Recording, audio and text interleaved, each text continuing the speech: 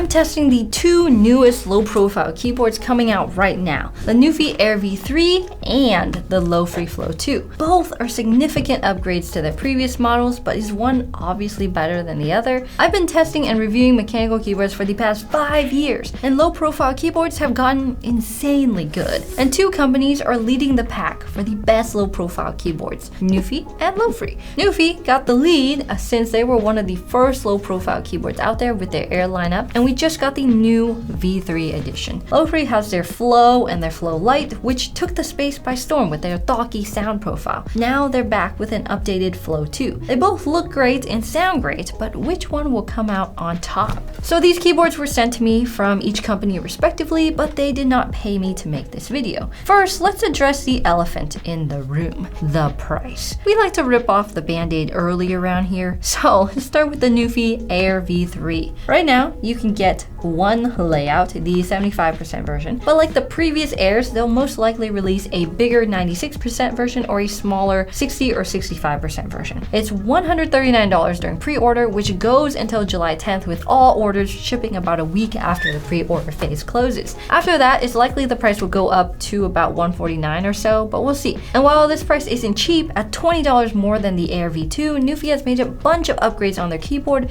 which we'll get into later. On the other side of the ring, we've got the Flow 2. It comes in 3 different sizes, a smaller 68 key, this 84 key, and a 100 key version. They've opted to fund their product through Kickstarter, with the smallest one starting at $89, the 75% at $99, and the biggest one at $109. It sounds much more affordable, right? But there's a catch. That's only the starting price. As we've seen from Kickstarters, that tier usually has a very limited quantity, and after that, the price goes up and up. Now, what confuses me here is that the original Flow is $139 on their website. But how can the new and improved Flow 2 be $30 cheaper than the original?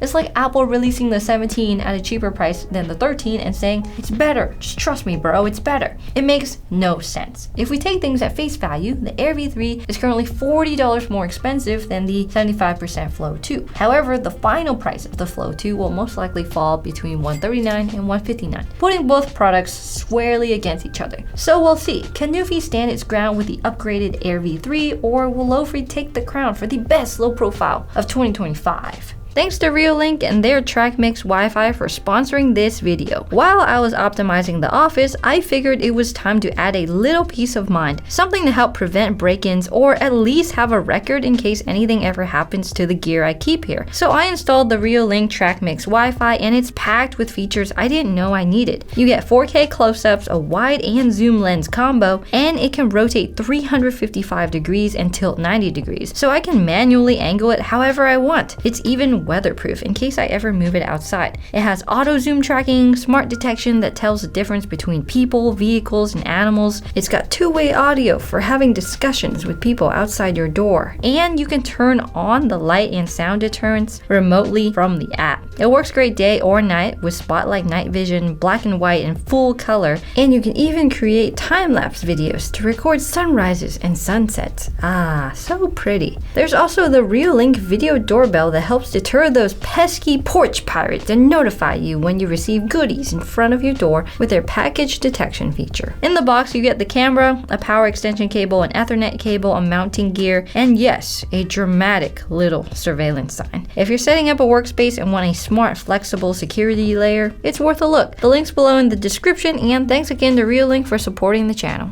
So when I first got my keyboards, I noticed a stark difference between the two. The Nuphy Air-V3 comes up in a folded cardboard box like you would expect from any other keyboard. It's white all around with simple graphics and packaging. On the inside, the accessories are in a little box. But compare that to the Flow 2's ultra sleek friction fit packaging, and you're left feeling like the Air-V3 was a bit lackluster. You know what they say? You don't know if what you got is good or not until you look at something else. It's like only eating instant ramen your entire life. Your whole world changes when you try real ramen at a restaurant. The Flow 2 emulates the Apple experience to a T. The friction fit, the white color, even the text and image placements remind you of the Apple unboxing experience. On the inside, you're met with a keyboard first and then the accessories below.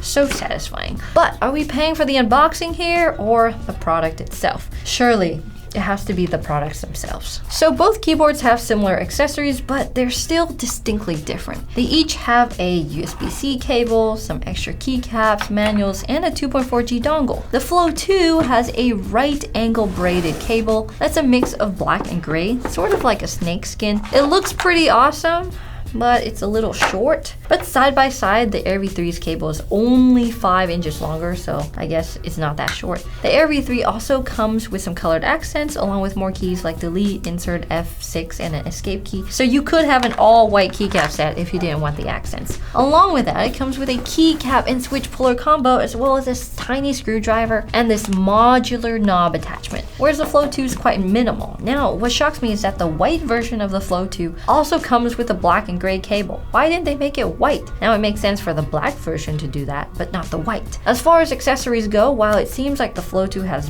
better accessories, it doesn't have quite as many. Now for what truly matters, the keyboards themselves. And this is where things get interesting. Despite both being 75% layouts, the Flow 2 has the width of a TKL keyboard with a huge side module that extends out an extra inch or so. It features the Lofree branding, the USB-C port, and a small indicator light bar and a touch bar on the side. While this sounds really cool and useful at first, it's actually gotten really annoying. Every time I move my keyboard on my desk or side to side, I accidentally change the volume. It also just hangs off of your laptop if you're using it in a portable setup. The design of this add-on doesn't make much sense. Why not put it on the left side? Or not at all? Low-profile users don't want a bigger keyboard. They value portability and a functional, practical design. But maybe there's a silver lining I'm missing out on? The Flow 2 is a large block of aluminum. There's nowhere for your fingers to slide under and easily pick up your keyboard. But it sure does have that Mac aesthetic. Like if Apple made a keyboard, it would look like this, but maybe less wide. Also, is anyone else finding it strange that the charging port is on the right side? Like it would just hit your mouse arm and protrude out. What a strange decision. Like wearing socks with sandals. Oh wait, some people actually like that. Now compared to the original Flow 1, the Flow 2 feels like it might be a downgrade. Sure, the design might look better to some people, but the quality of life goes down. The Air V3, on the other hand, has only an aluminum top, but not the entire body, and it's lighter at 726 grams. The indentations on the sides make it easy to pick up, and the backside is made of translucent plastic with dual angle kick-up feet, which are also made of plastic, whereas the feet on the Flow 2 are made of aluminum and mounted on a hinge. It looks more durable, especially if you're constantly pulling out and putting the feet back in. But beware! This design is especially good at pinching the skin on your fingers. It's so painful, like stubbing your toe in the corner of a table. It's the worst. So one thing you might be wondering is, where are the toggle switches on the Flow 2? Oh, no, don't tell me you have to take off caps lock just to turn it on. No! But upon farther inspection, the toggle is actually behind the left foot. It's very small and I missed it the first time, but they're there. It has on, wired, and wireless. This location is a step up from under caps lock, but worse than the normal old toggle switch. It's just a tad inconvenient. The Air V3 has toggle switches on the top right hand side and it's super easy to see and use. It has toggles for on, off, wireless, and Windows and Mac. It also has a module on the top right key that can be a knob or a switch. For now, I've opted to use the knob. Installing is really easy. You take all these keys off, unscrew it, and put the other thing on and screw it back. And if you look at the top left, there's built-in dongle storage and the USB-C port. Woo, finally, we've got built-in dongle storage. What a huge upgrade from the Air V2, and a convenient charging port for easy access too. Why doesn't this thing come out? But alas, the Flow V2 has nowhere to put your dongle, all that extra space, and no dongle storage. So design-wise, the Flow 2 is wasting a ton of space without adding a lot of features, but the build quality is pretty nice. It's heavy, it's stiff, it's durable. While the Air V3 ticks all the boxes of feel-good quality of life features like the optional knob, the toggle switches, the built-in dongle storage. It's got it all. But how do they sound and feel? Right away, you can tell the Lofree 2 is stiff. No matter how hard you press on the keycaps, there is barely any give, which makes sense because they don't say it has a gasket mount anywhere on the sales page. But when you look at the exploded image, you can see what appears to be gaskets, I think, but they do nothing. I wonder what they're doing here. Well, typing on the Flow 2 sounds good. It does feel stiff to type on for long periods of time. while the Air V3 decided to add a gasket mount over their older version, which gives it a nice bouncy feel when typing. Both keyboards come with 3 switch options, a linear one that's smooth with no bump, a tactile one with a bump, and a silent linear option that makes almost zero sound. They both use full palm switches to get that nice thocky sound. The Flow 2 uses the new low-profile KL Cloud switches, and Nuphy uses the new Gateron low-profile switches. Unfortunately though, I wasn't able to test out Nuphy's tactile or silent switch, but the sound tests on their website are pretty accurate for the red one, so I'm assuming the other ones are accurate too. The Flow 2 has a much deeper and muted sound compared to the Air V3. It's less poppy and it sounds more like wood chopping in Minecraft. It's super satisfying and not distracting at all. So both keyboards have nice stabilizers, with no need for modifications whatsoever, especially on the Silent Flow 2 that I have on a full size. Both keyboards also have north-facing switches, but only the Flow 2 has shine-through keycaps. The backlight is very clean, but it's only available in white. There's 3 settings, breathing on and off, with 5 different brightness levels, and the Air V3 has non-shine-through keycaps, but it has intense RGB instead of only white. So if you're planning on using your keyboard at night often, it seems like the Flow 2 is better at lighting up at night. So if the extra width of the Flow 2 doesn't bother you, which let's be honest, it probably does, but in the off chance it didn't, then deciding the 2 keyboards can be difficult. Do you go with the one that's bouncy, a bit louder with RGB, or do you go with the stiff, muted keyboard with backlit keycaps?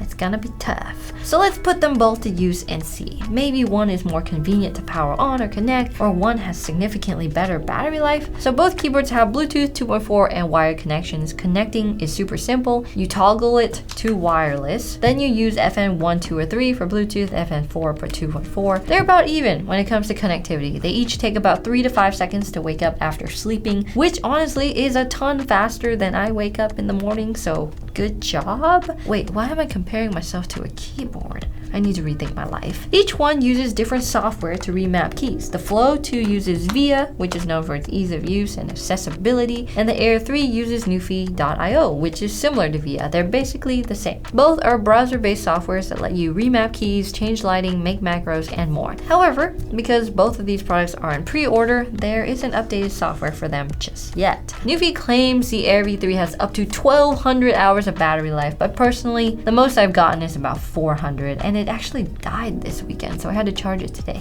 The Flow 2 has a smaller battery at 3,000 milliampere hours compared to the Air V3's 4,000, but also a direct battery life comparison isn't really fair because the Flow 2 isn't usable with the backlight off. You can barely see the legends. The biggest downside of the Flow 2 is that it lacks a good gasket mount and it has that extra width on the right side, which is hitting your mouse all the time, and you'll probably accidentally touch the touch bar too. But the keyboard itself sounds great, and it does have backlight, which is a huge bonus for working at night. Comparatively, the Air V3 has quality of life features with real toggles, built-in dongle storage, the knob. Both have decent battery life with the Air V3 coming out on top, and both their softwares are good too. So which one deserves the title of best low-profile keyboard of 2025 so far? Here's where we need to talk. First, the Air V3 is in pre-order, but it's set to ship at the end of July, while the Flow 2 is not in Kickstarter yet, but it will be, and it doesn't have estimated shipping dates yet. While Lofree is a reputable brand that has had lots of successful Kickstarters, I find it really strange that they need to crowdfund a product instead of straight up offering it in stock, which I think they can. With that being said, if you like what you see and you're okay with making that Kickstarter jump, I'm not gonna stop you. I'm just saying there's nothing wrong with waiting a couple months for it to become an in-stock product on their website, and then you can just purchase it without waiting. It might be a lot more expensive though, but again,